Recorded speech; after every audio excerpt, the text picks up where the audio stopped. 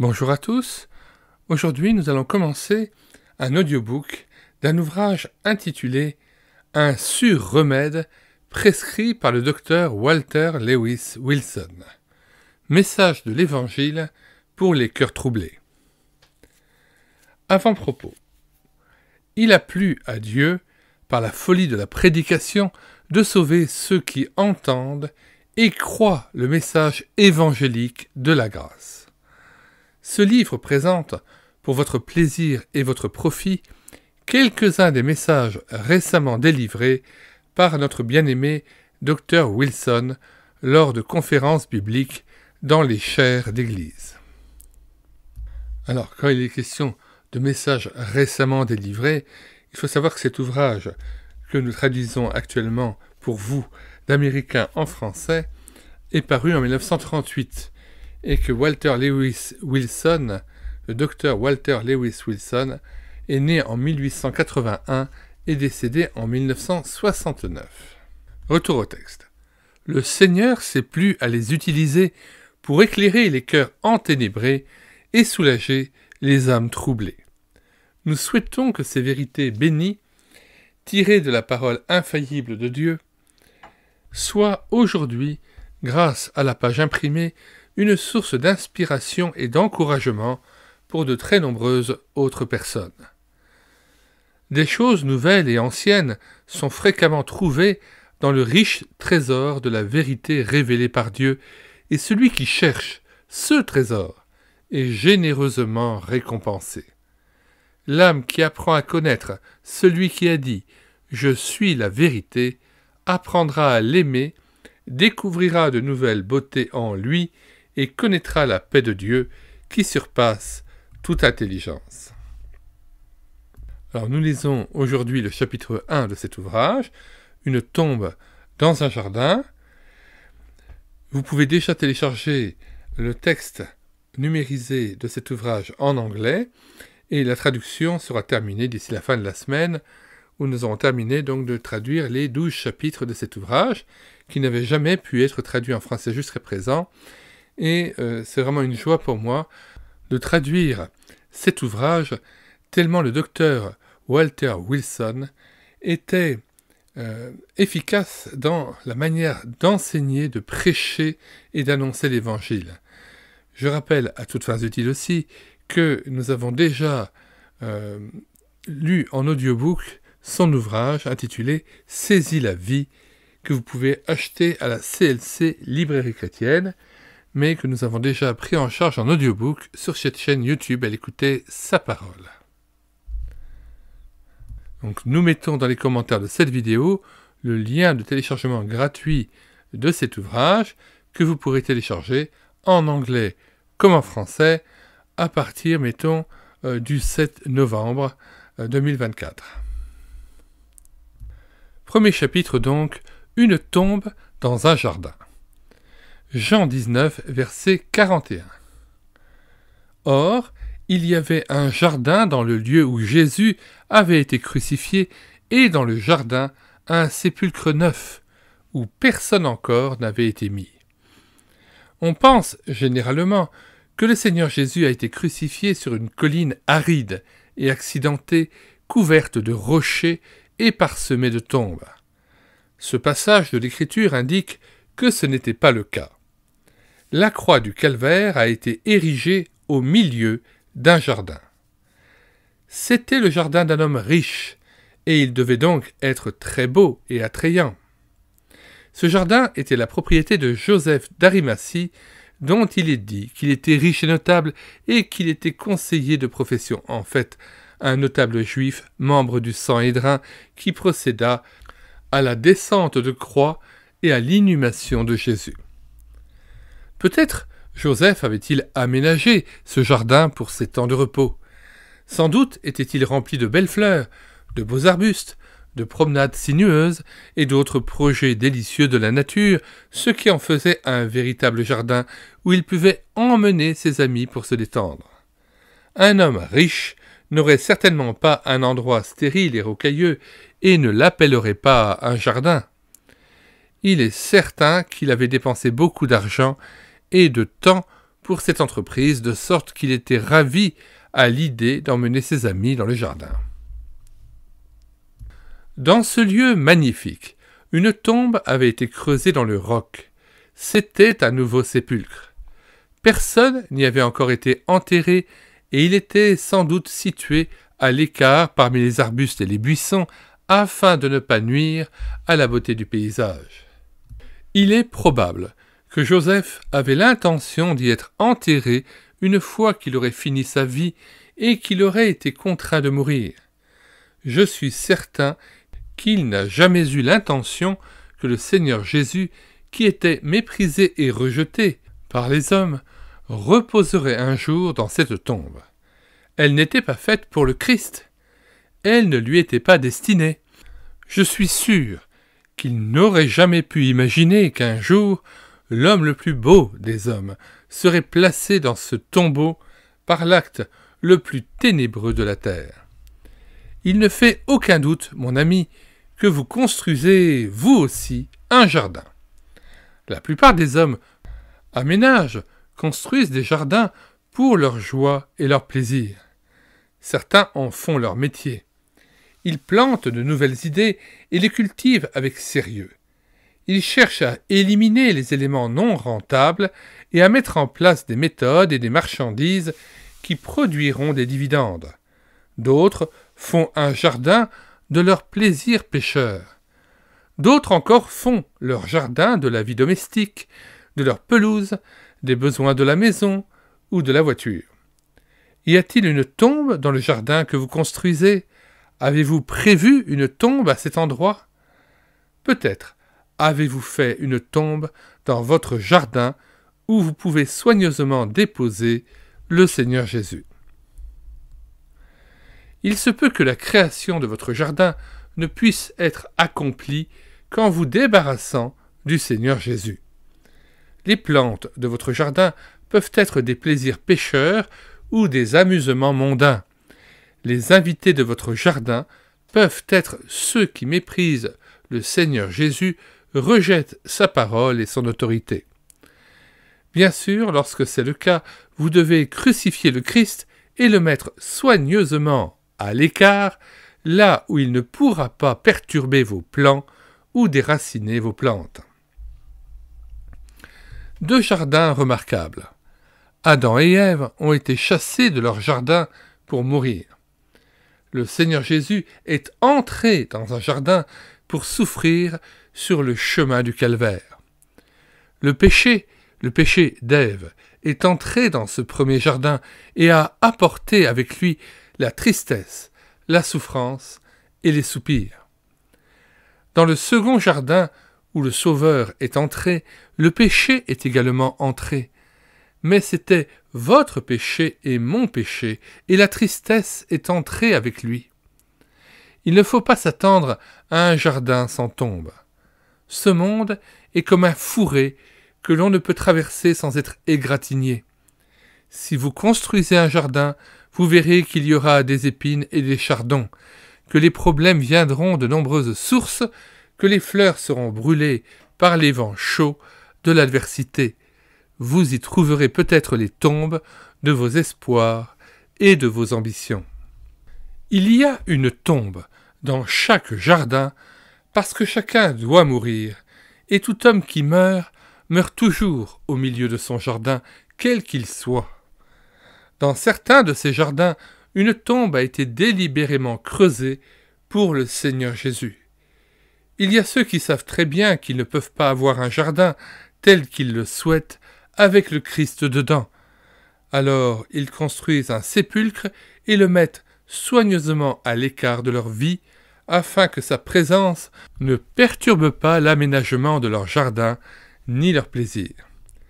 Il y a des gens qui construisent des jardins dans leur vie sans avoir l'intention d'en écarter le Sauveur, mais au fur et à mesure qu'ils avancent dans la construction, ils s'aperçoivent qu'ils y veulent des choses que Dieu n'approuverait pas, et ils entreprennent donc délibérément de construire un tombeau pour mettre le Christ à l'écart. Puis-je vous demander, mes amis, si vous avez déjà fait quelque chose de ce genre ? Je sais que vous construisez un jardin. que vous aménagez un jardin? Avez-vous l'intention d'avoir le Seigneur Jésus dans ce jardin avec vous, ou êtes-vous en train de le crucifier et de l'enterrer hors de votre vue? Permettez-moi de vous parler de quelques personnes que j'ai connues et qui ont construit, comme je l'ai décrit, et y ont enterré le Sauveur. Un architecte qui réussit.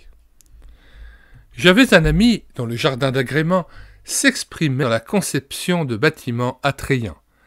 Il réussit magnifiquement pendant un certain temps, jusqu'à ce que des revers lui fassent perdre tous ses biens. Un jour, cet homme m'a fait visiter ses constructions inachevées de 8 étages.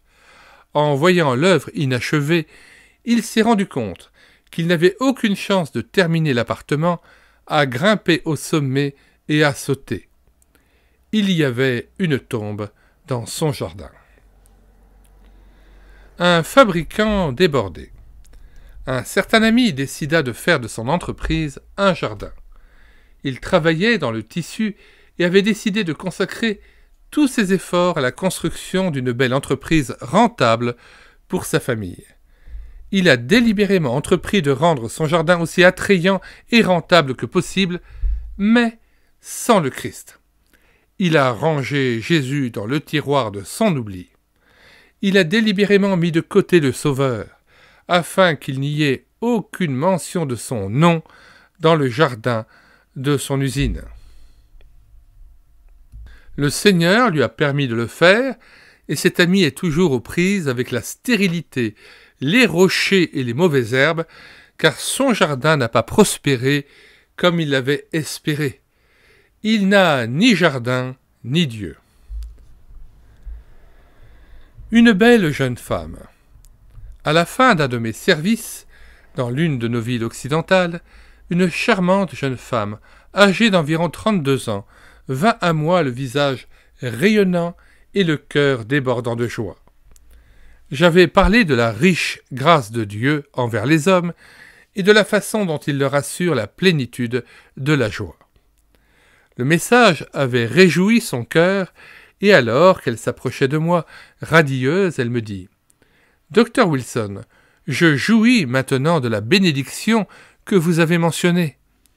Je crois que je suis la femme la plus heureuse de tout l'État. Je ne connais rien qui puisse ajouter à mon bonheur. J'ai un mari charmant. Il est attaché à moi et aux enfants. J'aime tout de lui et il aime tout de moi. Il aime sa maison et ses enfants. Il a un bon revenu, suffisant pour tous nos besoins, et il met de côté de quoi éduquer les enfants au fur et à mesure qu'ils en ont besoin. J'ai exactement le genre de maison que j'ai toujours voulu avoir quand j'étais petite.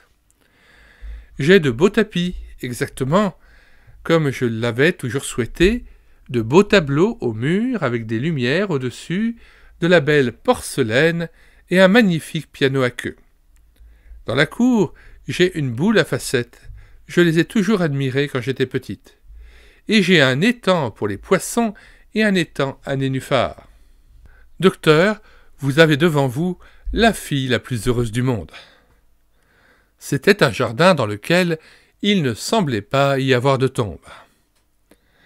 Quelques semaines plus tard, j'ai reçu un appel téléphonique de cette charmante amie. Son cœur était brisé.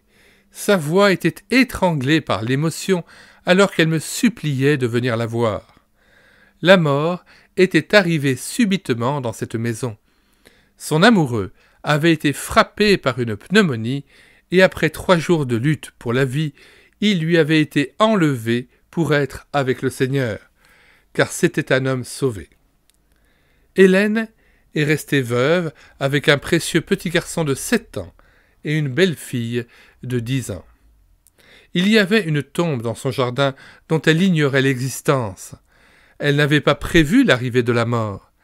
Elle n'avait rien prévu pour l'enterrement dans ce lieu de beauté et de plaisir. Elle ne pouvait pas retourner dans cette maison et voulait mon avis et mes conseils. « Pourquoi ne retournes-tu pas dans cette charmante petite maison, ma sœur ?» demandai-je. « C'est un endroit si charmant, c'est si beau, et c'est tout ce que ton cœur voulait. » Elle répondit rapidement. « Je ne peux pas y retourner, docteur Wilson. Je ne peux pas supporter de voir le fauteuil dans lequel il s'est assis, ni les livres qu'il a lus, ni les vêtements dans l'armoire, ni les pantoufles qu'il a portées. Je ne pourrai plus jamais marcher dans ces pièces où j'ai marché bras dessus, bras dessous avec lui. Ne voyez-vous pas, frère bien-aimé, que le jardin qu'elle avait soigneusement préparé a perdu son charme lorsqu'elle a découvert qu'il y avait une tombe. Vous aussi, vous trouverez une tombe dans votre jardin. Es-tu prêt à l'accueillir? Êtes-vous prêt à ce que les beaux préparatifs que vous faites pour une vie de plaisir soient anéantis? » Un jeune homme d'affaires. Un autre cas que je vais évoquer est quelque peu différent. Il s'agit du cas d'un jeune homme qui souhaitait créer un jardin dans le domaine de la bijouterie. Je lui avais souvent parlé du bien-être de son âme et l'avais exhorté à accepter le Sauveur. Il écoutait toujours attentivement et courtoisement, mais refusait constamment de devenir chrétien. Un jour, il me dit « Docteur, j'apprécie l'intérêt que vous portez à mon bien-être, et je suis heureux que vous vous préoccupiez de ma vie spirituelle. Mais j'ai pris une décision que vous devriez connaître. »« Qu'est-ce que c'est, Sam ?» lui ai-je répondu. « Tu sais que je ne souhaite que ton plus grand bien-être, à la fois pour le temps présent et pour l'éternité. Qu'as-tu décidé de faire ?» Il a répondu lentement et avec beaucoup d'insistance. « J'ai décidé de consacrer tous mes efforts à mon entreprise de bijouterie et d'en faire un succès. Puis, lorsque j'aurai accumulé une valeur nette de 50 000 $, je réfléchirai sérieusement à votre message et je deviendrai chrétien. » Ce message me plongea dans la tristesse, car je tenais ce jeune homme en haute estime et j'étais persuadé de l'avoir perdu pour le Seigneur. J'ai répondu « Sam, je suis profondément désolé de t'entendre dire cela.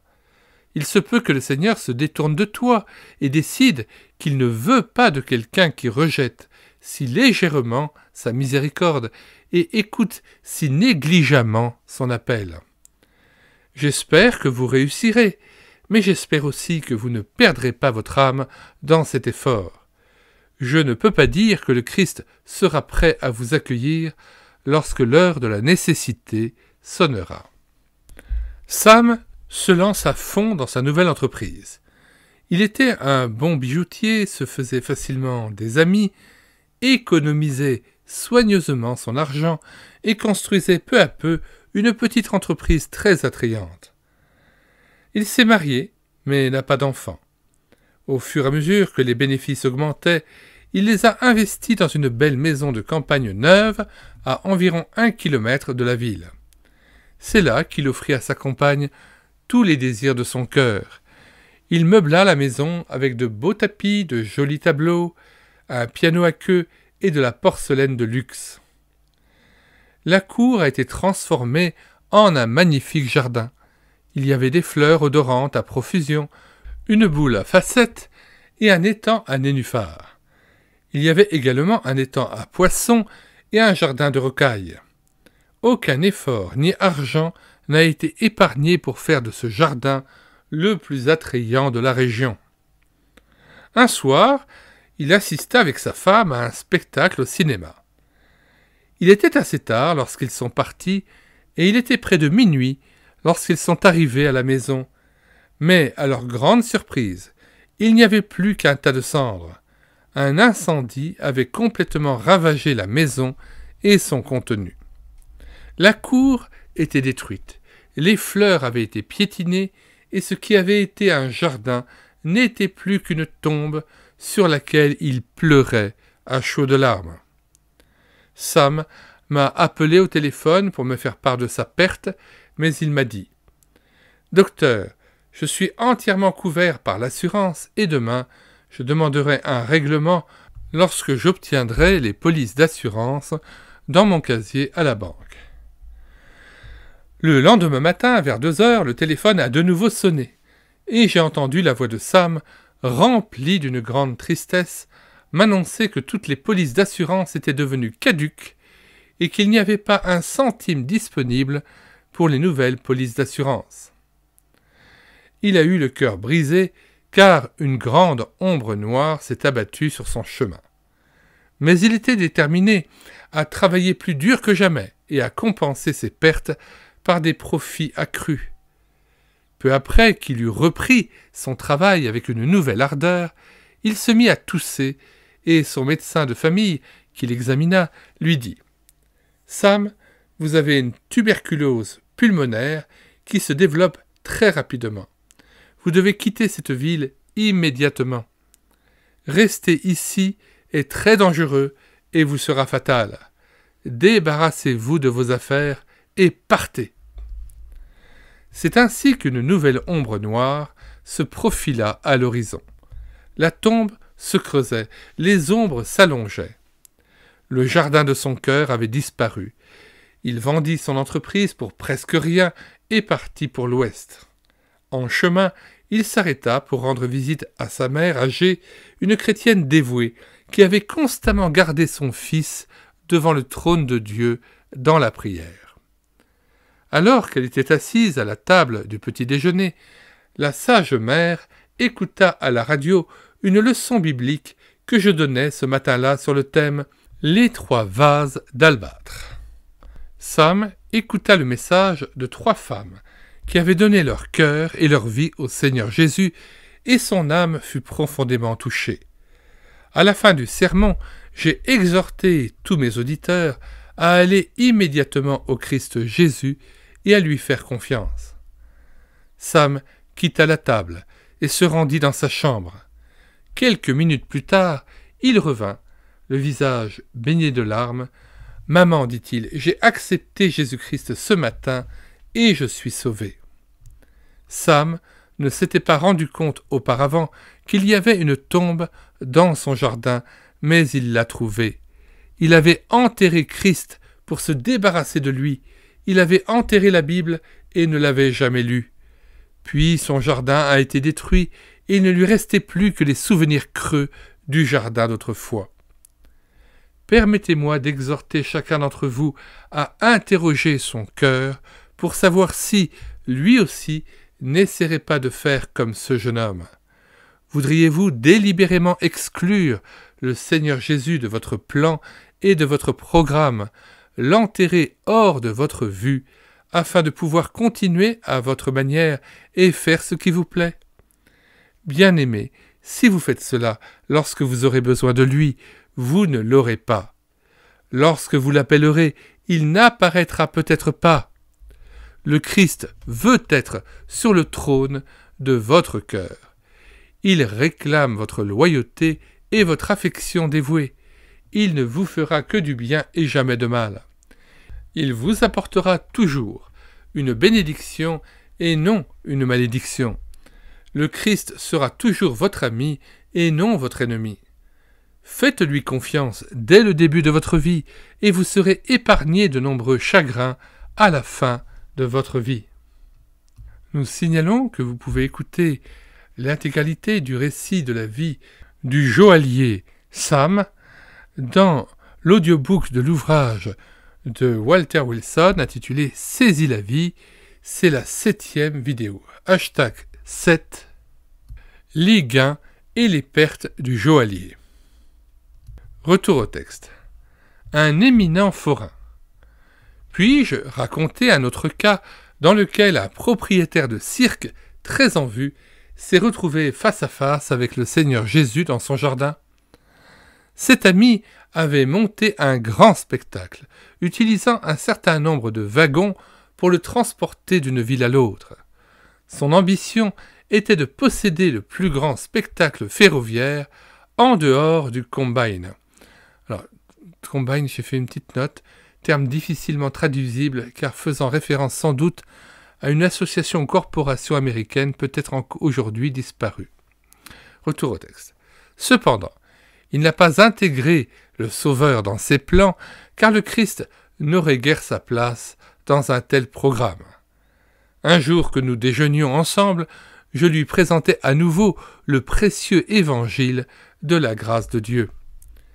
Il écouta attentivement, et même avec sérieux. L'Esprit de Dieu agissait profondément dans son cœur. Son esprit était occupé par le grand cirque qu'il devait transporter les nombreux animaux, sauvages et étranges, les nombreux chariots, les fanfares, les multitudes d'uniformes, les grandes tentes et tout l'équipement nécessaire pour monter le spectacle. Il pensa à ses quartiers d'hiver, une ferme qu'il avait achetée et payée. Il pensa au grand nom qu'il s'était forgé pour son spectacle dans tout le pays. Après avoir réfléchi à tout cela, il s'est tourné vers moi et m'a dit « Walter, je serais ruiné si j'acceptais le Seigneur Jésus. Je ne connais rien d'autre que le monde du spectacle et je ne pourrais pas vivre d'autre chose. Je dois rejeter Jésus. Je ne peux pas le prendre et je ne le prendrai pas. » Mon ami avait soudain construit un tombeau et y avait enterré le Sauveur. Celui qui aurait été son meilleur ami a été enterré à l'abri des regards. Celui qui aurait pu le racheter a été délibérément rejeté et placé dans un tombeau où on ne le reverrait plus jamais. Peu de temps après, mon ami a perdu son spectacle, sa ferme et ses économies. Il ne lui restait plus rien. Bien-aimé, qu'en est-il pour vous? Faites-vous comme cet ami? Puis-je vous demander de réfléchir attentivement à ce que vous ferez lorsque le jardin se desséchera, que les fleurs seront tombées et mortes, que les fruits de l'amour auront disparu, et que les épines et les chardons auront envahi les collines et les vallées que vous aviez prévues pour être un jardin. Un brillant professeur d'université. Un professeur d'université que je connaissais était exceptionnellement brillant dans son domaine. Ses compétences et ses connaissances lui conféraient une position enviable dans les collèges du Middle West. Son jardin était un jardin de recherche originale et d'un enseignement brillant. Un jour, en passant devant le collège, je l'ai vu assis sur un banc dans la cour de l'école. Je m'assis à côté de lui et lui dis « Professeur, je suis ravi des progrès que vous avez accomplis dans votre profession. Chaque fois que j'ai visité d'autres établissements, j'ai entendu parler de votre nom et loué vos compétences. Vous avez acquis une position merveilleuse dans votre domaine de travail. Docteur, qu'est-ce que le Seigneur Jésus pour vous? » Mon ami fumait une cigarette, comme il le faisait constamment, et il répondit « Je pense que c'est une pure folie. Le christianisme appartient aux vieilles femmes et aux enfants. Je ne m'y intéresse pas du tout. Toute ma vie est centrée sur le fait de devenir l'homme le mieux informé sur mon sujet aux États-Unis.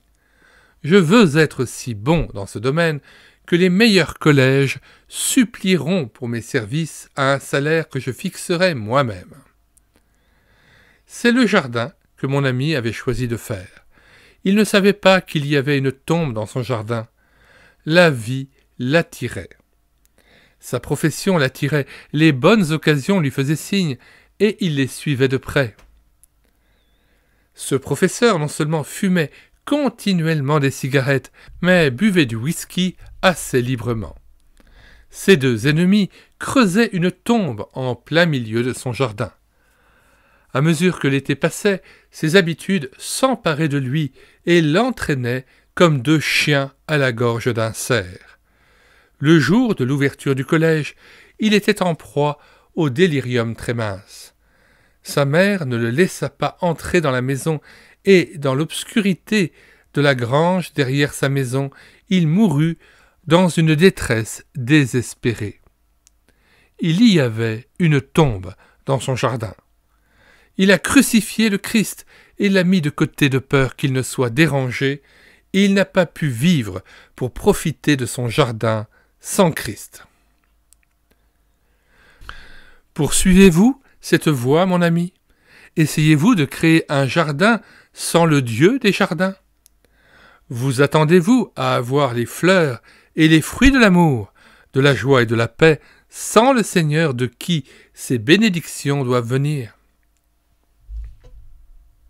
Un athlète universitaire.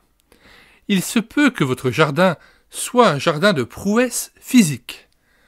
Dans un grand collège du Middle West, il y avait un athlète d'une puissance et d'une habileté hors du commun. Il remportait de nombreux trophées et de nombreuses médailles.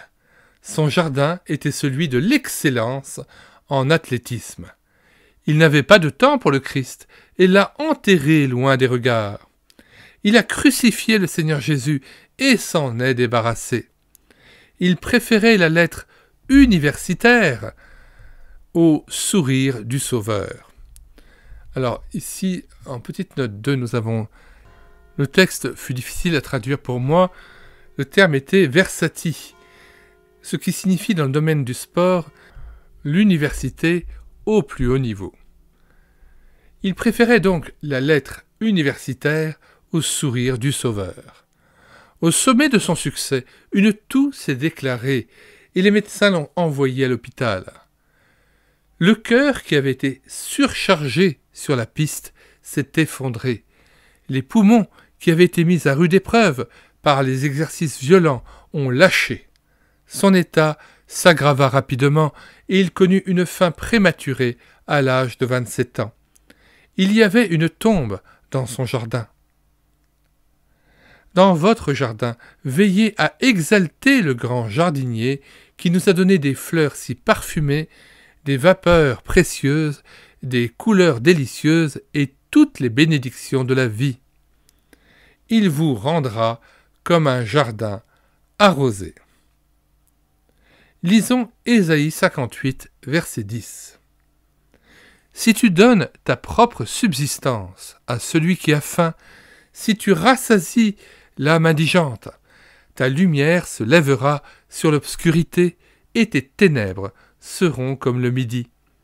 L'Éternel sera toujours ton guide, il rassasiera ton âme dans les lieux arides, et il redonnera de la vigueur à tes membres. Tu seras comme un jardin arrosé, comme une source dont les eaux ne tarissent pas. Si le Seigneur Jésus est accepté et intronisé, il remplira votre jardin de beauté, de paix et de repos.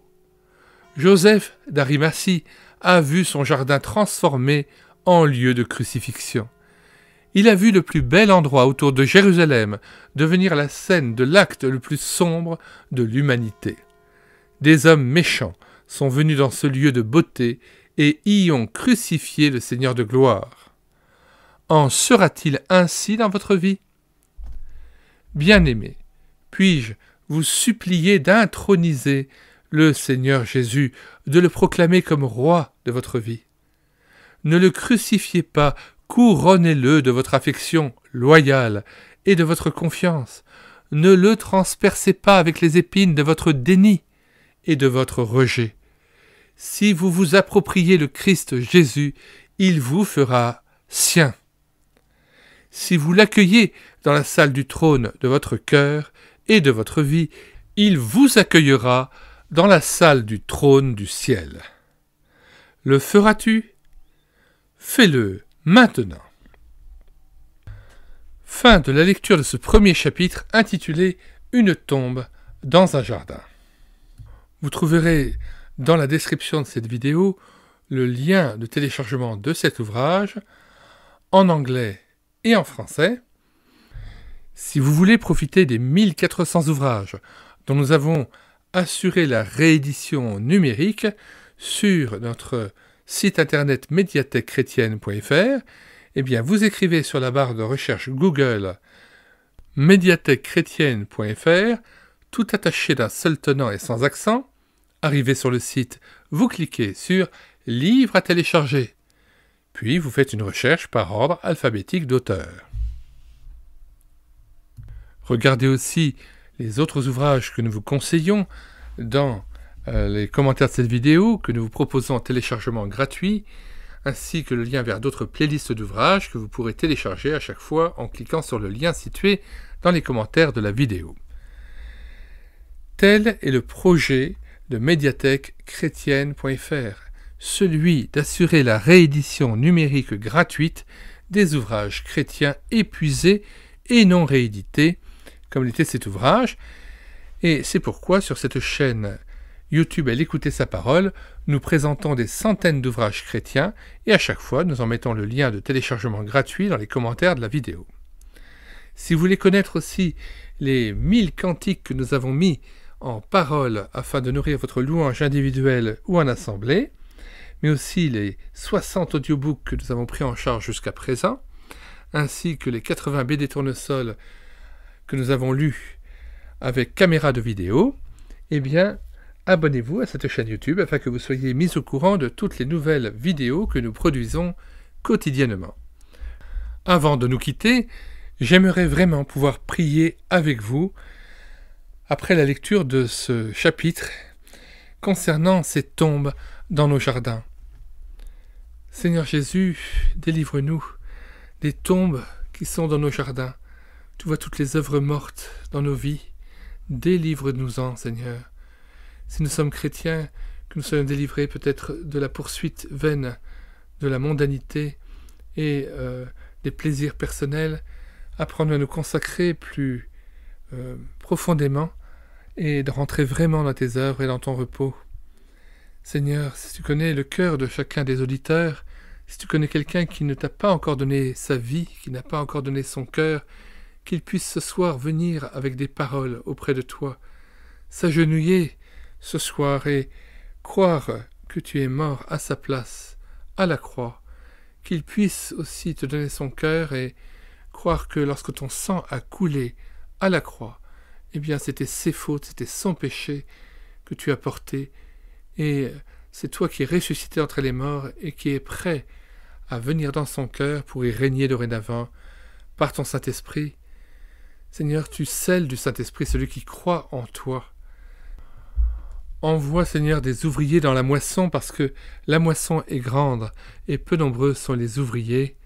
Ouvre nos lèvres, Seigneur, afin que, comme le bien-aimé docteur Walter Lewis Wilson, nous puissions aussi ouvrir les lèvres et témoigner de toi lorsque tu nous en donnes l'occasion avec assurance, afin que ce témoignage soit un témoignage de vie qui engendre la vie et fait que chaque jour tu puisses ajouter à l'Église ceux qui croient en toi de tout leur cœur.